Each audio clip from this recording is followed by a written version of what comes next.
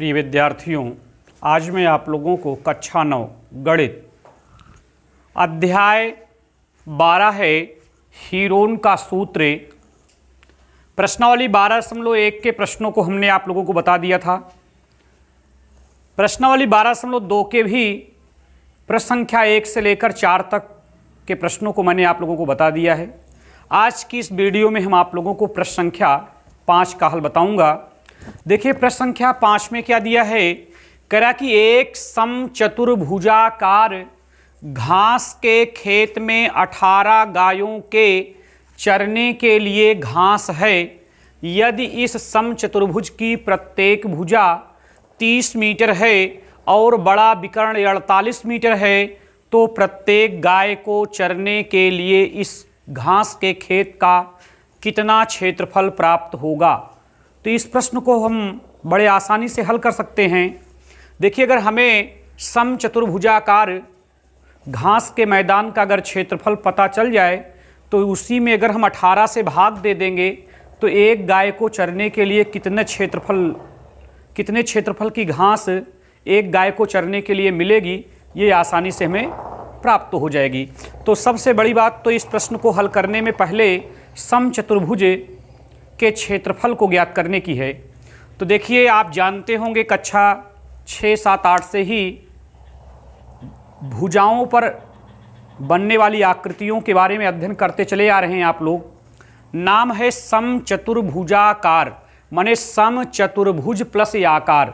सम माने बराबर, चतुर्भुज माने चार भुजाएं, जिसमें 4 भुजाएं क्या हों, समान हों। देखिए, आप लोग वर्ग का भी नाम सुने होंगे। वर्ग में भी चारों भुजाएं बराबर होती हैं और समचतुर्भुज में भी चारों भुजाएं बराबर होती हैं। चूंकि वर्ग में भी 4 भुजाएं होती हैं और उसकी भुजाएं भी सभी आपस में बराबर होती हैं। तो लेकिन वर्ग और चतुर्भुज में हम अंतर कैसे जान पाते हैं, तो विकर्ण से हम अंतर जान पाते हैं। चूंकि वर्ग में जो 2 विकर्ण होते हैं वो दोनों विकर्ण समान लंबाई के होते हैं, लेकिन समचतुर्भुज में जो 2 विकर्ण होते हैं वो अलग अलग लंबाई के होते हैं, एक ज़्यादा एक कम। लेकिन वर्ग में दोनों विकर्ण समान लंबाई के होते हैं, जबकि समचतुर्भुज और वर्ग दोनों में भुजाएं तो बराबर बराबर होती हैं। अगर उसमें अगर वर्ग में चारों भुजाएं बराबर होती हैं तो समचतुर्भुज में भी चारों भुजाएं आपस में बराबर होती हैं। लेकिन अंतर हमें विकर्ण से पता चल पाता है कि अगर दोनों विकर्ण की लंबाइयां अगर अलग अलग हैं तो उसी आकृति को हम समचतुर्भुज का नाम दे देते हैं, किंतु ये दोनों विकर्णों की लंबाइयां आपस में समान हैं तो उसे हम वर्ग का नाम दे देते हैं। तो आज आइए सर्वप्रथम इस सवाल को हल करने के लिए हम एक समचतुर्भुज की आकृति बना लेते हैं। तो आप यह समझें,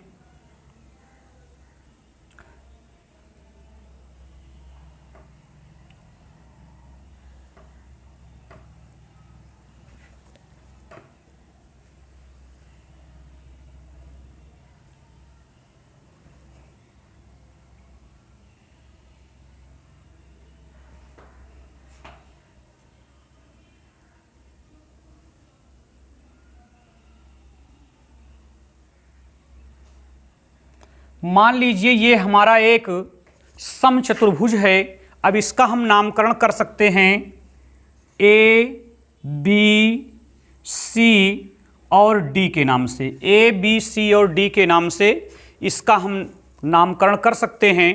इसमें हम एक विकर्ण इसको मान लेते हैं, इस वाले को हम विकर्ण मान लेते हैं। चाहे इस वाले को हम बड़ा विकर्ण मान ले रहे हैं या आप बी को डी से मिला दीजिए, इसको आप विकर्ण मान लें, तो हम इस बड़े विकर्ण की लंबाई 48 मीटर मान लेते हैं। कितने मीटर? 48 मीटर प्रश्न में दिया है। और समचतुर्भुज की चारों भुजाएं कितने कितने मीटर हैं? 30 मीटर है। तो 30 मीटर ये, 30 मीटर ये, 30 मीटर ये और 30 मीटर आपका ये बन जाएगा। तो देखिए, समचतुर्भुज में चारों भुजाओं की माप बराबर हो गई 30-30, और हमने बड़े विकर्ण के रूप में AC मान लिया। हम चाहें तो BD को भी मान सकते हैं, ऐसे हम इसको मिला देंगे तब भी 2 त्रिभुज बन जाएंगे। अगर A को C से मिलाया है तब भी इस चतुर्भुज में 2 त्रिभुज बन जा रहे हैं। तो अगर हम देख रहे हैं कि जो पहला त्रिभुज ADC बन रहा है, अगर हम ADC का जो क्षेत्रफल निकालेंगे उसी में अगर हम 2 से गुणा कर दें तो हमें पूरे चतुर्भुज ABCD का क्षेत्रफल आ जाएगा। चूंकि त्रिभुज ACD का जो क्षेत्रफल आएगा वही क्षेत्रफल ABC का भी आवेगा। क्यों? क्योंकि जो माप त्रिभुज ACD की है वही माप त्रिभुज ABC की भी है। चूंकि इसमें भी दो भुजाएं 30-30 मीटर हैं और ये भुजा 48 मीटर है, और इस त्रिभुज में भी दो भुजाएं 30-30 मीटर और एक भुजा 48 मीटर बन रही है, तो दोनों त्रिभुजों का क्षेत्रफल समान आएगा। तो अगर हम दो में से किसी एक त्रिभुज का क्षेत्रफल निकाल कर उसमें 2 से गुणा कर देंगे तो पूरे चतुर्भुज ABCD का क्षेत्रफल आ जाएगा। और जब ABCD का क्षेत्रफल आ जाएगा तो उसी में अगर हम 18 से भाग दे देंगे तो एक गाय को चरने के लिए कितने क्षेत्रफल की घास मिलेगी वो आसानी से प्राप्त हो जाएगी। तो हम यहाँ लिखते हैं कि माना ABCD एक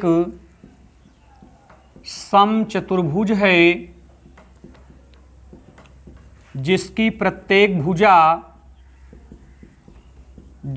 हम प्रत्येक भुजा क्या मान लेते हैं 30 मीटर दिया है, तो मानने की आवश्यकता नहीं है, जिसकी प्रत्येक भुजा 30 मीटर है, तथा बड़ा विकर्ण हम AC को मान लिए हैं, बड़ा विकर्ण AC बराबर 48 मीटर, ऐसा हम मान लेते हैं।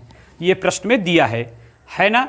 तो हमें खेत के घास के खेत का कितना क्षेत्रफल प्राप्त होगा एक गाय को चरने के लिए, तो पहले हम समचतुर्भुज का क्षेत्रफल निकालते हैं। तो हम यहाँ लिखते हैं कि त्रिभुज ACD के लिए आप देखें, त्रिभुज ACD के लिए AD अर्थात, या ऐसा हम कह दें कि त्रिभुज में 3 भुजाएं दी हैं 30, 30 और 48, तो त्रिभुज की तीनों भुजाओं में 2 भुजाओं की माप तो समान है, किंतु एक की माप अगर अलग है तो इसको हम हीरोन सूत्र पर इस त्रिभुज का क्षेत्रफल निकालेंगे।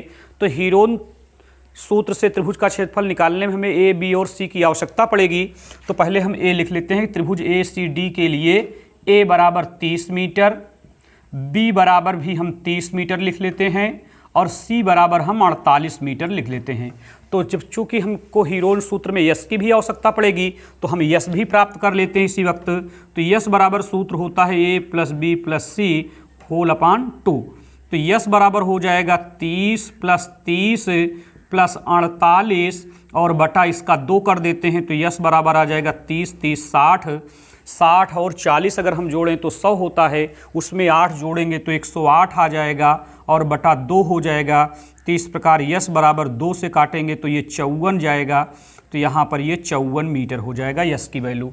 तो अगर यश की वैल्यू 54 हो गई, ABC की वैल्यू पता है, तो हम त्रिभुज ACD का क्षेत्रफल निकाल सकते हैं। तो हम यहाँ लिखते हैं, इसलिए त्रिभुज ACD का क्षेत्रफल, तो इसके लिए सूत्र होता है √A yes into yes minus A into yes minus B into yes minus C। तो आप देखें, हम यस पहले से ही प्राप्त कर लिए हैं जो कि 54 है, तो हम यहाँ पर 54 लिखते हैं इंटू 54 माइनस A की वैल्यू 30 है, फिर 54 माइनस B की वैल्यू 30 है, फिर यस की वैल्यू 54 माइनस D की वैल्यू 48 है। देख लीजिए C की वैल्यू क्या है 48, B की वैल्यू 30, A की वैल्यू 30। तो हम यहाँ ये लिख देते हैं कि √54 तो हम लिख ही लेते हैं गुणते, यहाँ घटाएंगे तो हम ये 24 पा जाएंगे, तो ये 24 गुणे 24, इसमें से भी घटेगा 24 बचेगा, इसमें से घटेगा 24 बचेगा, और गुणते इसमें घटने पर 14 में 6 8 जाएंगे तो 6 बचेगा, 8 6 14 चूँकि होता है, 4 में 4 जाएंगे तो कुछ नहीं बचेगा, तो इसलिए यहाँ 6 ही बचेगा। तो इस प्रकार से हम यह देखते हैं कि अंडर √ चिन्ह के अंदर हम देख रहे हैं कि 24 गुणे 24 का तो जोड़ा बन रहा है, तो जब 24 गुणे 24 का जोड़ा बन रहा है तो 24 हमारा बाहर आ जाएगा। तो 24 जब बाहर आ जाएगा तो हमारे पास 54 गुणे 6 बचेगा। अब हम इसको 24 लिखकर अंडर √ चिन्ह में 54 के लिए हम जानते हैं कि 18 त्रिक्का 54 होता है, तो 18 गुणे हम 3 लिख देते तो 18 त्रिक्का 54 और गुणते 6 हम लिख देते हैं, तो ये 24 बनेगा। फिर हम देखते हैं कि 18 ये है ही, और फिर 6 त्रिक 18 अगर हम कर लेते हैं तो ये 24 गुणे, अब 18 गुणे 18 का भी जब जोड़ा बनने लगा तो 18 भी बाहर आ जाएगा, तो 24 गुणे 18, तो इस प्रकार से अगर हम देखें तो 24 गुणे 18, तो 24 गुणे 18 का अगर हम चाहें तो गुणा कर लें और ना भी करें तब भी कोई दिक्कत की बात नहीं है। अगर इसको हम चाहें तो 24 गुणे 18 वर्ग मीटर ही रख सकते हैं। तो आप यह समझें कि जो त्रिभुज ACD का क्षेत्रफल हो गया वो 24 गुणे 18 वर्ग मीटर हो गया। अब यही क्षेत्रफल 24 गुणे 18 वर्ग मीटर त्रिभुज ACB का भी आवेगा, चूँकि मापे दोनों त्रिभुजों की समान हैं। तो जो उस त्रिभुज का क्षेत्रफल होगा वही इस त्रिभुज का क्षेत्रफल होगा। तो हम लिखते हैं कि अब चतुर्भुज, समचतुर्भुज हम लिख देते हैं। अब समचतुर्भुज ABCD का क्षेत्रफल बराबर, तो जो एक त्रिभुज का हमने क्षेत्रफल निकाला है उसी में अगर हम 2 से गुणा कर दें तो चतुर्भुज ABCD का क्षेत्रफल आ जाएगा। चूँकि यह चतुर्भुज समचतुर्भुज 2 त्रिभुजों में विभक्त है और समान माप वाले त्रिभुजों में विभक्त है, इसलिए जो एक त्रिभुज का क्षेत्रफल होगा उतने ही अगले भी त्रिभुज का क्षेत्रफल होगा। तो जब ऐसे अगर हमारे पास भी 10 और आपके पास भी 10 हो तो दोनों का जोड़ अगर जानना हो तो 10 गुणे 2 कर दें तो 20 होगा, या 10-10 जोड़ लें तब भी 20 होगा। तो इस प्रकार से इसको हम लिख सकते हैं कि 2 गुणते कितना लिख दें हम, 24 गुणे 18 वर्ग मीटर। यानी हम लिख सकते हैं कि चतुर्भुज, अब समचतुर्भुज ABCD का क्षेत्रफल बराबर 2 गुणे 24 गुणे 18 वर्ग मीटर। कुछ बच्चे यहाँ पर ये भ्रमित होते होंगे कि हमारे गुरुजी इसका गुणा क्यों नहीं कर रहे हैं, गुणनफल क्यों नहीं प्राप्त कर रहे हैं। तो मैं थोड़ा से गुणनफल इसलिए नहीं प्राप्त कर रहा हूँ कि जिससे कि प्रश्न मेरे लिए आसान रहे। अभी हम गुणा कर लेंगे तो वहाँ हमें 48 से भी क्षेत्रफल में जब भाग देनी होगी तो थोड़ा सा समय लग सकता है, इसलिए हम अगर इसको खंड के रूप में लिखे रहेंगे तो भाग देने में हमें आसानी होगी। तो हम लिखते हैं कि अब चतुर्भुज ABCD का क्षेत्रफल 2 गुणे 24 गुणे 18 वर्ग मीटर, तो ये हमारे पूरे समचतुर्भुज का क्षेत्रफल हो गया। तो हम यहाँ लिखते हैं कि चूँकि 18 गायों के चरने के लिए 18 गायों के चरने के लिए समचतुर्भुज का क्षेत्रफल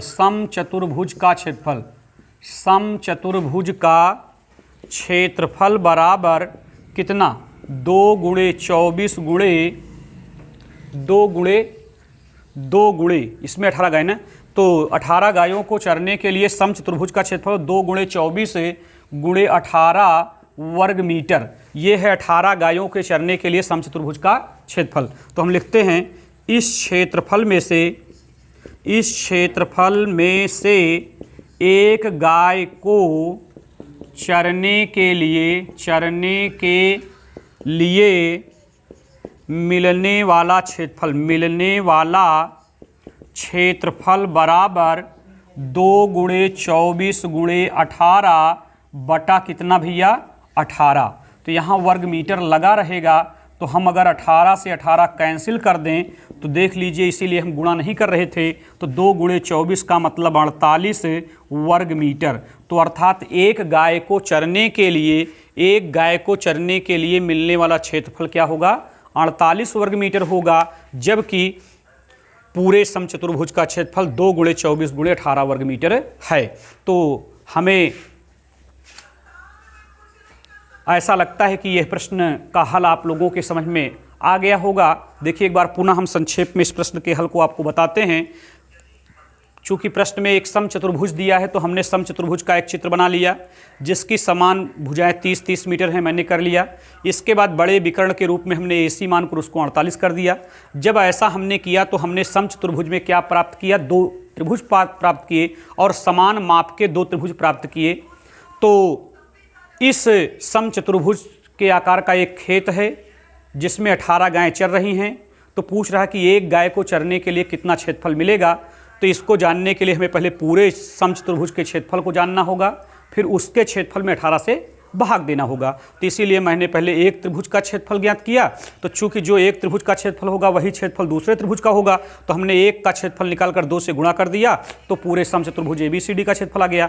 अब जो समचतुर्भुज ABCD का क्षेत्रफल टोटल है उसी में अगर हम 18 से अगर भाग दे दें तो एक गाय को चरने के लिए मिलने वाला क्षेत्रफल प्राप्त हो जाएगा। तो आज की वीडियो में बस इतना ही। आप लोग एक एक प्रश्न के माध्यम से प्रश्नों को समझते चलिए, रफ पेन साथ में लेकर बैठें, प्रश्न को देखें, समझें, अपनी कॉपी में उतारें, पुनः उसका आप लोग घर पर अभ्यास करते रहें। फिर इसी तरह हम आप लोगों को बताते रहेंगे। आज की वीडियो में इतना ही, बस धन्यवाद।